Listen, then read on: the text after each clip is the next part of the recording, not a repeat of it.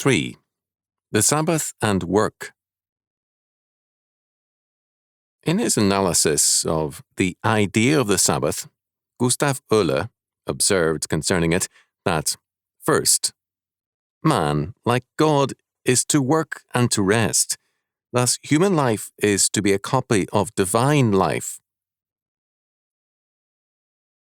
The work of God's people is to be instrumental in the restoration of the divine order to the earth. Second, divine labor terminates in happy rest. Not till the Creator rests satisfied in the contemplation of His works is His creation itself complete.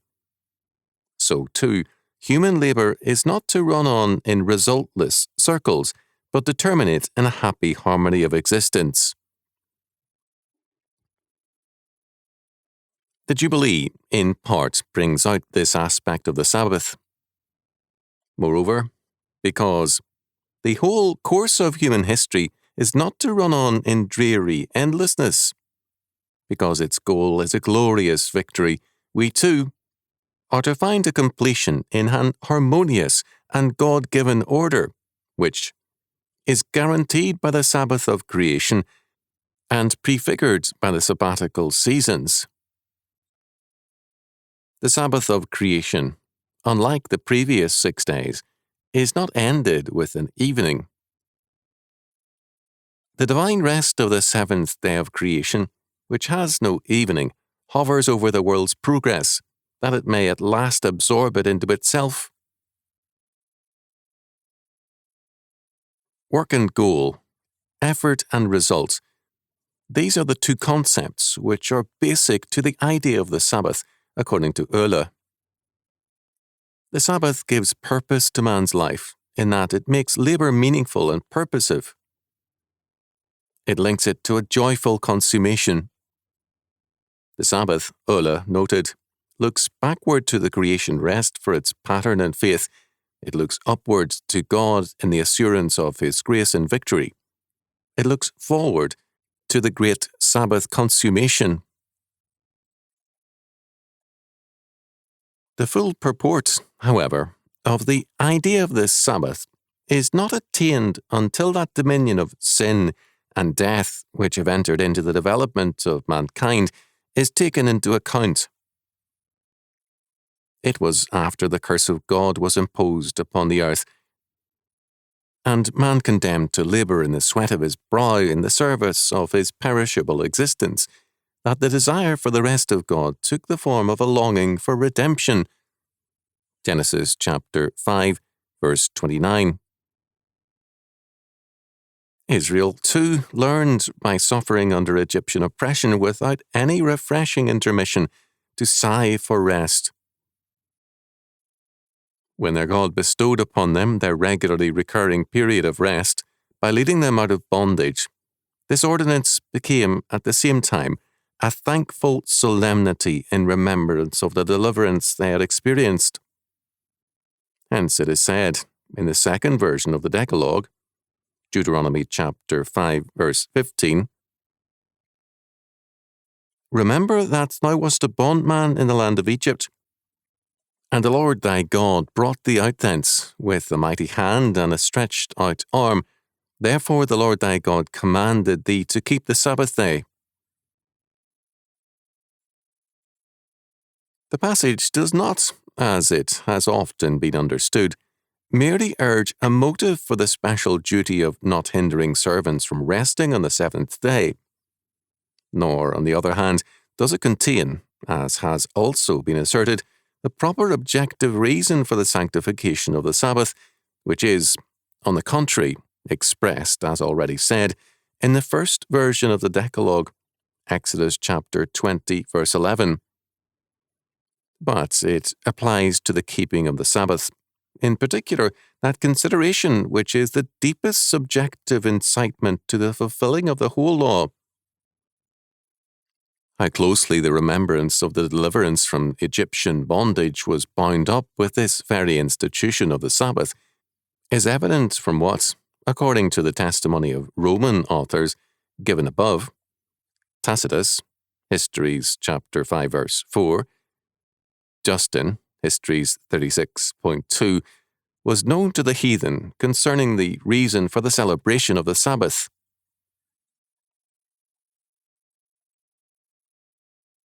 Attention has been called to the fact that restoration is basic to the concept of the Sabbath. But restoration clearly involves work, as Erler pointed out.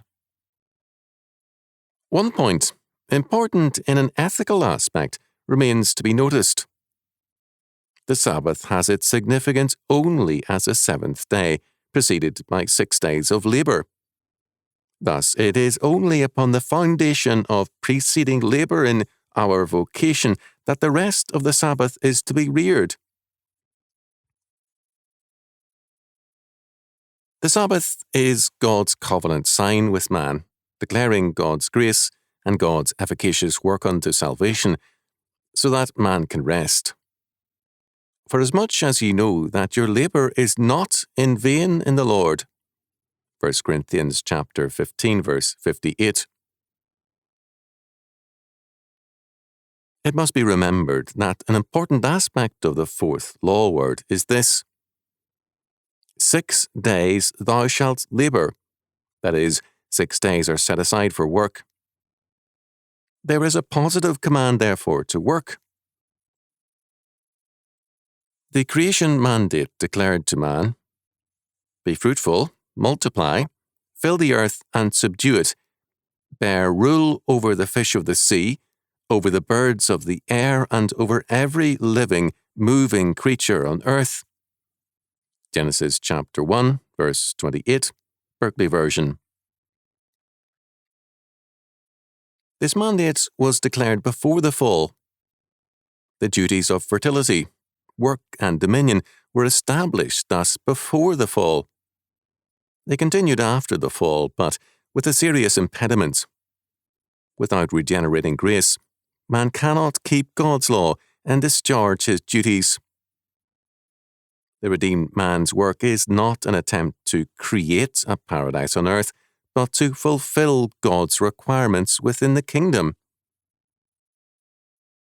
The redeemed man is a citizen of the kingdom of God, and he abides by the laws thereof. This is his work, his duty, and his path to dominion. The fact of the Sabbath presupposes the fact of work.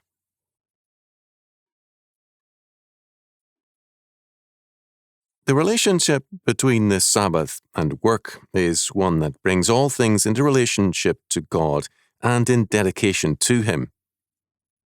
Nothing can be, nor can be deemed to be, outside of God.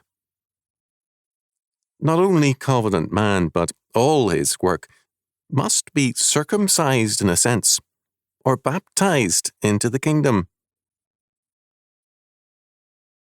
The custom of the firstfruits was an aspect of this, but another law bears even more plainly on this matter. And when ye shall come into the land, and shall have planted all manner of trees for food, then ye shall count the fruit thereof as uncircumcised. 3 years shall it be as uncircumcised unto you. It shall not be eaten of. But in the 4th year, all the fruit thereof shall be holy, to praise the Lord withal. And in the 5th year shall ye eat of the fruit thereof, that it may yield unto you the increase thereof. I am the Lord your God. Leviticus chapter 19, verses 23 to 25. This law clearly is linked with laws previously discussed which bear on soil conservation, the fertility of the trees, and respect for the life of all creation. Ginsburg's comments bring out this aspect excellently. Trees which bore fruit unfit for human food, which grew up by themselves, or which were planted for hedges or timber, did not come under this law. Then ye shall count the fruit thereof as uncircumcised. Literally, then shall ye circumcise the uncircumcision, its fruit, that is, cut off or pinch off its uncircumcision, which the text itself explains as its fruit. The metaphorical use of circumcision is thus explained by the text itself. It denotes the fruit as disqualified or unfit.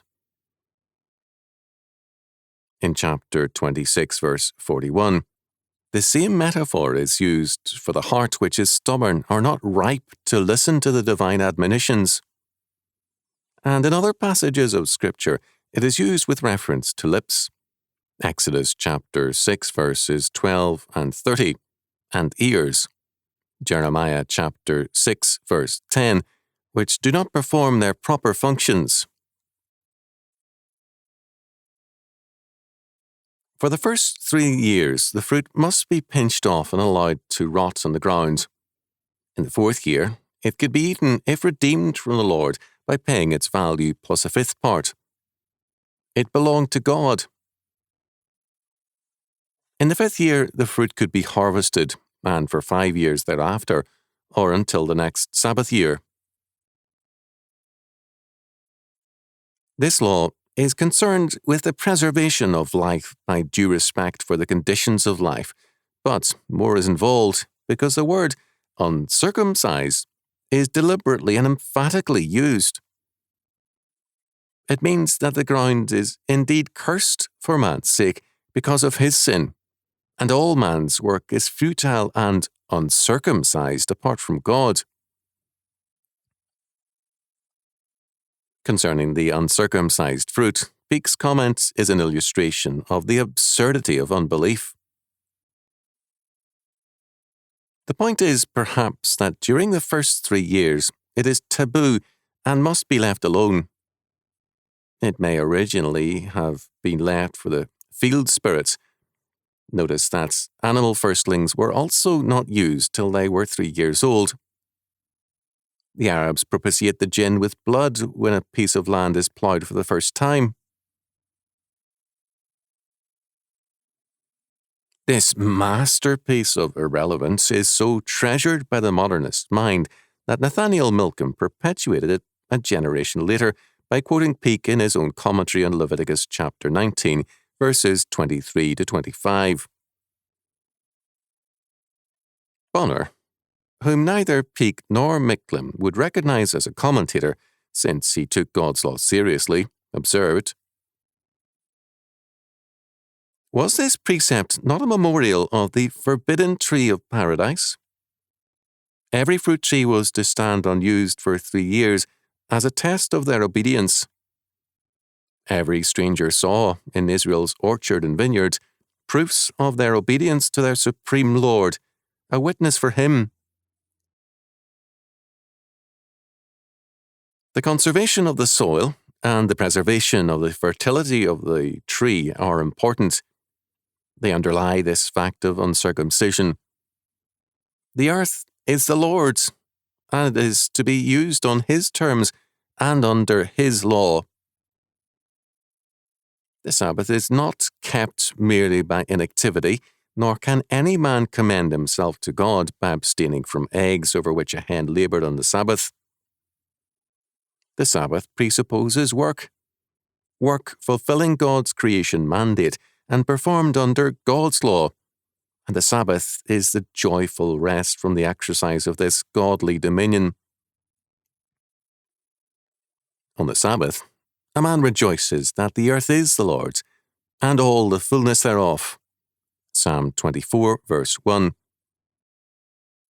In that confidence man rests, and in that joy he surveys the work of his hands, knowing that his labour is not in vain in the Lord.